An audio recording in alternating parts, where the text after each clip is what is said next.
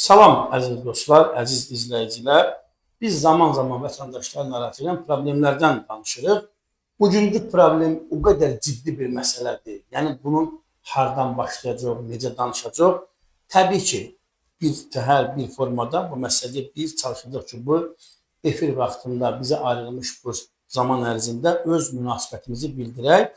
Studiyamıza Zeynalova Nərgiz Nəsrəddin qızı gəlib.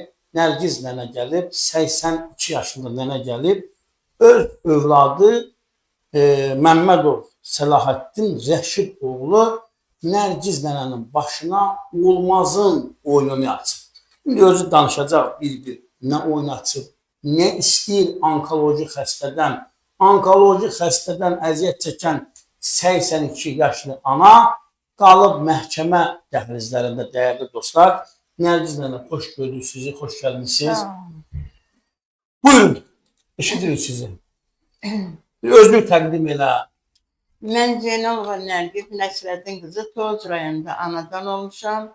Orta məktəbi qutarıb Bakıya instituta gəldim, Bakıda da qaldım.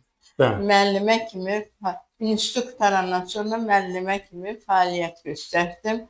50 ilə yaxın müəllimə olmuşam, əməkdar müəllimə olmuşam. Həm də yazıcı kimi işləmişəm. Çox sizdən xahiş edirəm, mənim oğlum... Nə baş verir Nərgiz nənə? O verdiyi zəhmət olmasın, nə baş verir, nə olur? O baş verib ki, mən xəstəliyə düşdüm, evimi satdım, müalicələrim üçün qutara bilmədim. Mən Türkiyə müalicəyə getməliyəm, gedə bilmirəm.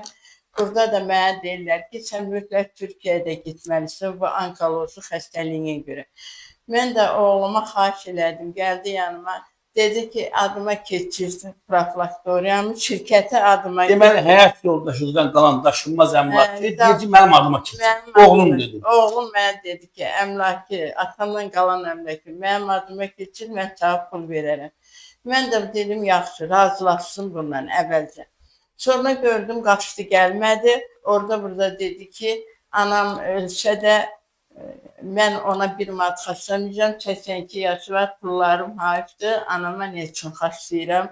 Nə olsun, qoca da ölməlidir. Sonra da mənə arvadı, yoldaşı, həyat yoldaşı xəbər verdi ki, sən bunun üçün nə çalışırsan? Bu səni zəhərlənmək istədi. Deməli, övladınız sizi zəhərləmək istəyir. Rəhmətə gedən qardaşının arvadına deyir ki, bunlara qırıq-qırıq ərəvaz zəhər verilsinlər. Atası da qəfildən xəstəxanaya düşdü. Orada da rəhmətə. Xəstəxanada da bir gün İndi bu məsələ nə yerdədir hal-hazırda? Məsələ o yerdədir ki, məni nə yaxınına qoy, məhkəməyə verdim ki, bölüm ona da verim, o bir uşağıma da, özümə də qalsın müalicəm üçün. Mənə dedi, öləsən də, biləm ölürsən, hamıdan sımariş göndərdi. Söz danışdı ki, mən onlar öləli arzundan vermərəm. Mən indi hal-hazırda kirədə qalıram, evim yoxdur. Deməli, dəyəri milyonlarla əmlak ortada. Əmlakım ortada. Siz gəlib kirəyə qalırsınız. Mən gedib həqiqətən də kirədə qalıram. 7-ci müfəyyət. Efirdən qabaq biz bir məsələ müzakirə edik ki, bu gedib qeyri-qanuni yollarla bu əmlakı öz adına keçirdi. Buna nə deyərsiniz? Qeyri-qanuni yollarla o vergini verir. Adı kimi vergini verib. Onun qeyri-qanuni keçirə bilmədi. Mənə çox yalvarmışdı əvvəllər. Gəl, mənim adıma keçir, sana ev alacam bir dənə. Mən də dedim, əgər ev alarsınsa, mən keçirərəm, çayın açan tut. Dəndə mənə dedi, yaxşı, alaram. Gedib qıraqlarda deyib ki, qohma əyrəbələrə, ki, ölə də alan deyiləm ev, cəhənnəmə ölsün, atam öldü, nə vecimə, qardaşım öldü, sevindim, hamısına mən sevinmişəm. Bax, toç nəli oldu. Hamısına mən sevinmişəm, onların ölümünə. Anam da ölər nəyimə lazımdır. Ölən vaxtı 82 yaşı. Hətta mənim bacıma deyib ki, ona kömək eləmək, qoy acından suyundan damlarına dönsün, xəstəliyini də müalicə eləyə bilməsin, ölsün, geçsin. Ora tamam mənimki olsun. Birinci instansiya məhkəməsi, Binəqədi rayon məhkəməsinin birinci hakimi. mən Binəqədi rayonunun məhkəməsinə verdim sentyabr ayında. Avqustun axırında, sentyabrın əvvəlində məhkəmə oldu, baxış oldu. Şeydə xanım da baxdı, dedi dokumentlər sizindir, sizin adınızdadır, sənədlər keçəcək. Amma Səidə Məmmədova məhkəməni aparan oydu. Mənə dedi ki, arendator sənin oğlun olub, ora onundur, sənindir. Bəs burada bu 1992-94-cü illərdə bu notarial qaydada bu əmlak, bu daşınmaz əmlakın ərazisi, bu torpaq sahəsi Məmmədova Rəşidin adınadır. Bax, necə bu Səlahiddin adına sənədləşə bilər? Necə olub bu? Onun adına heç nə sənədləşmədi.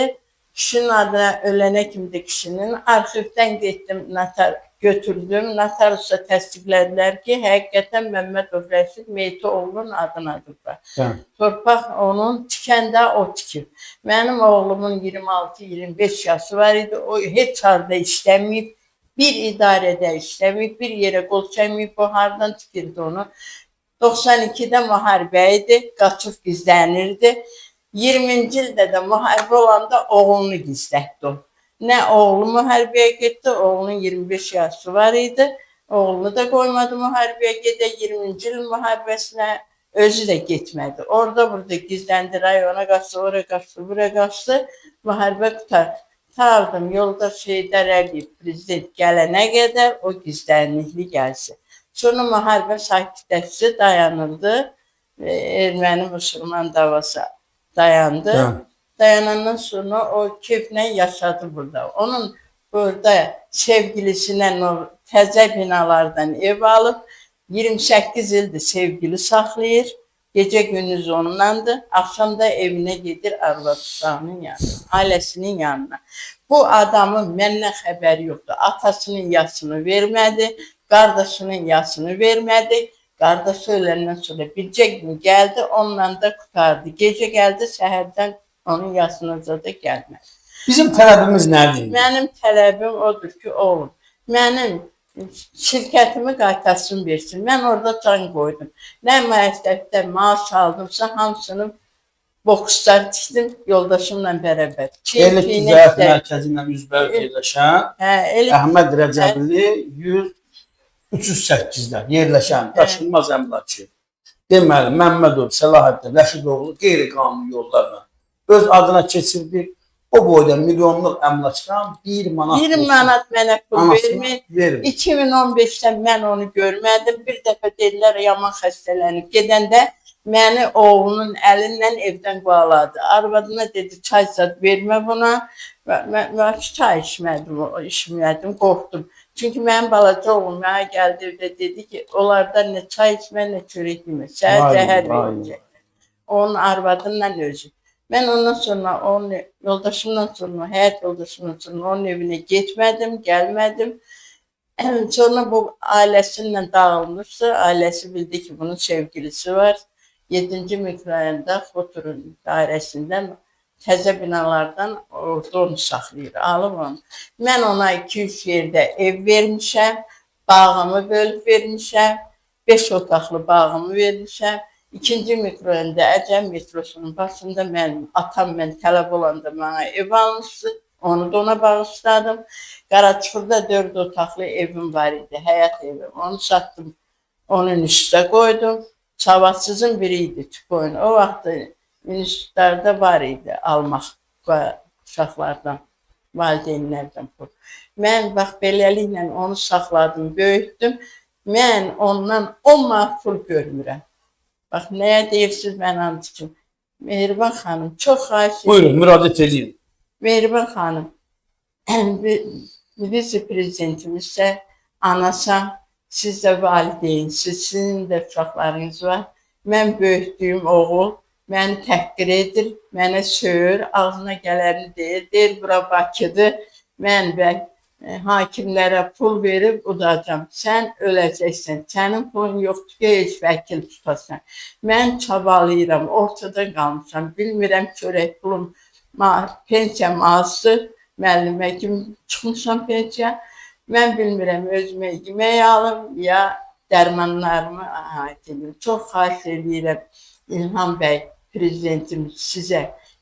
Çox xahiş edirəm mənə ana kimi kömək eləyin, şirkətimi qaytarsın. Mən demirəm ona şirkətdən pay vermərəm, verərəm, mən anayam. Bölərəm, ona da verərəm.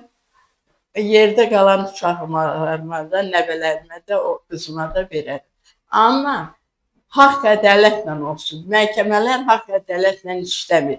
Mənə deyir, hamısına pul verirəm. Mən 300 min, 200 min verib tökəcəm. Amma sizə 1 manatlıq ana-sağ hörmət edim. Çünki sənin ölən vaxtındır, ölüb gedirsən. Sənin nəyinə lazımdır şirkət? Mən xahiş edirəm, çox xahiş edirəm sizdən, ana kimi xahiş edirəm. Siz mənim qızım kimi yaşasınız, çox xahiş edirəm. Mənə hörmət edin, yazığınız gəlsin. Mən artıq həyatdan gedirəm, xəstəyəm, ağır xəstəyəm. Mənim gümanım yoxdur, mən harasa gedim, xəstəxanalara gedim. Hər yerdə pulludur, mən qalmışam. Belə, çox xahiş edirəm, yalvarıram sizə bir ana kimi, xahiş edirəm bir ana kimi. Mənim bu oğlum şirkətimi qaytarsın, versin, haqqını da verərəm ona. Oğulluq haqqını da verərəm, şirkətdən pay verərəm ona. Çox xahiş edirəm, öpürəm sizi, var olasın. Sizi kimi mənim prezidentim var, sizə ümid edib gəlmişəm bu çıxışları. Ki, siz məni başa düşərsiniz, anasınız, atasınız, məni başa düşün ki, mən durduğum yerdə məhv oluram. Bütün evlatlar eşitsin səsimi, anaya, ataya belə zülüm vermək olmaz. Nə atası öləndə yerdən götürmədi, nə gəlmədi, nə getmədi, nə pul xaçlamadı. Mən zülümlə götürdüm kişiyi yerdən. Çox xahiş edirəm, mənim səsimi eşidəsiniz, mənə hay verəsiniz. Mən də buradan müraciət edirəm, Məmmədov Səlahattin Rəşid oğlu, sən necə övladsan, sən necə insansan, sənin anan niyə məhkəmə dəhlizlərində qalmalıdır? Valla mən daha sərt danışardım, amma özümü birtəhər toparlayıram. Biz bu məsələnin başını buraxmayacağıq. Biz bu prosesləri yaxından izləyəcək. Mətbuat olaraq, Səda TV olaraq sağ olsun Mehman müəllimə təşəkkür edirəm. Biz sizin yanınızdayıq. Nə vaxt istəsəniz gəlin, danışın. Çalışacaq ki, biz bu problemi həllini tapana kimi sizlə bizcə addımlayaq. Narahat olmayın. Dostlar, yayımı bəyənin, paylaşın. Bir ananın müraciətini o qədər paylaşın ki, müraciət bu yayım ölkə prezidentinə və hörmətli Mehriban xanıma çatsın, əziz dostlar. Yayımımızı bəyənin, paylaşın. Kanalımıza abunə olun. Sağ olun, sağlıqla qalın.